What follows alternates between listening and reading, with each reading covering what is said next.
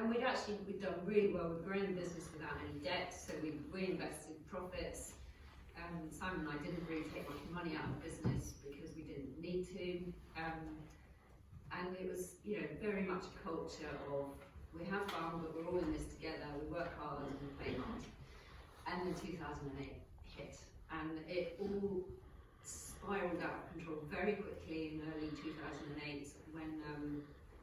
So I'm not sure whether you remember, but 2008 basically there was this massive financial crash caused by the American mortgage lenders, which then ended up kind of on the plates of every business around the world. It meant that banks were really, really wary of lending any money. So whereas in the past I might have had maybe an overdraft with the bank, which, because chocolate is by definition a very seasonal business, so people buy most of their chocolate at Christmas and Easter and then maybe at Mother's Day. So you need a bit of support with cash flow. Sometimes you might need to dip into an overdraft.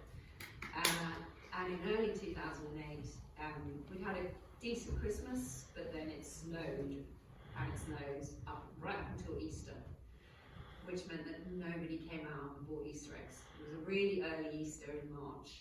Nobody came to buy Easter eggs, and suddenly we found that we didn't have this nice kind of cash peak in March, which we needed to keep us going over the summer.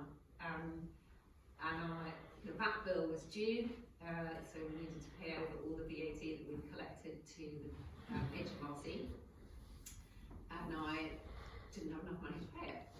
So I picked up the phone to our bank manager and said, I'm in a bit of a tricky situation. I need about £50,000. Just tide me over. We'll bring it back in over the next few months. And he said, no, I can't do it. I said, what do you mean you can't do it? You've done it before. I said, yeah, but we can't lend anything. We're not allowed to lend anything.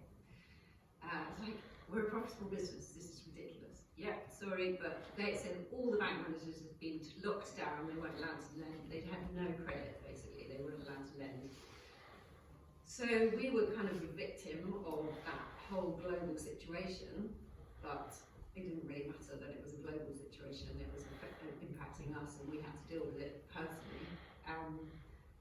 And the bank manager said the only way I might be able to lend is if you put together a 5-year business plan with 5-year financial projections.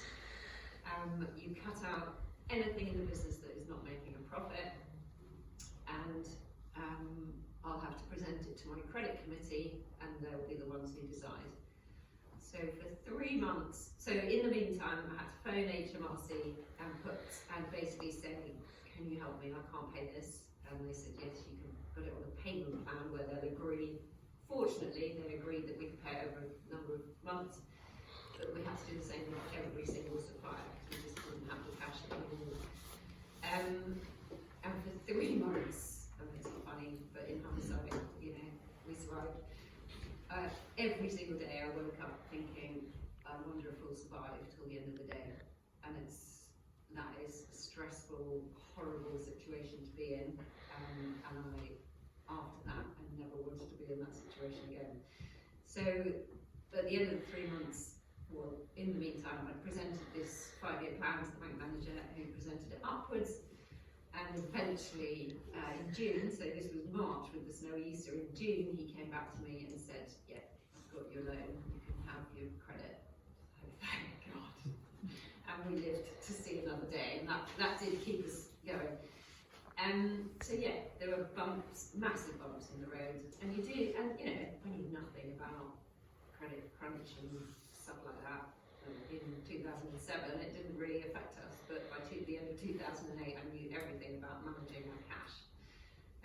So from then on, I checked bank accounts every single day. I worked out what was coming in, what was going out, and introduced all new disciplines into the business, like with monthly management accounts. I brought in a part-time finance director, and it brought in things into the business which needed to be done. So it added discipline, if you like, the boring side of running a business. But even at the time we had about 100 staff, it's just horrendous to think that I could have made them all redundant. Might have had to have made them all redundant had we not managed to get through that situation. So So yeah, so that was 2008. And from then on, the business has grown and grown and grown, which has been amazing. Obviously, it's fluctuated wildly. You know, you win amazing accounts. So we supplied Trader Joe's in the States for a couple of years with a single one bar or cent. So I don't know if anybody has seen or heard of Trader Joe's in the States, but they've got about 1,000 stores around the US. But they're massive and they're like supermarkets.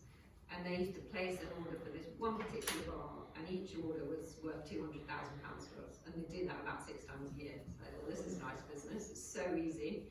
Obviously, our manufacturing capability had grown, so we were using machines, so pretty much high profit, really nice, efficient product.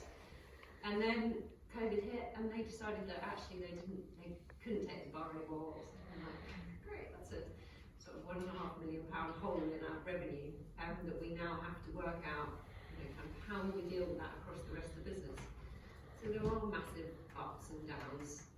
There have been more ups than downs, and I guess that's why we're still here. And there's some early years. So that on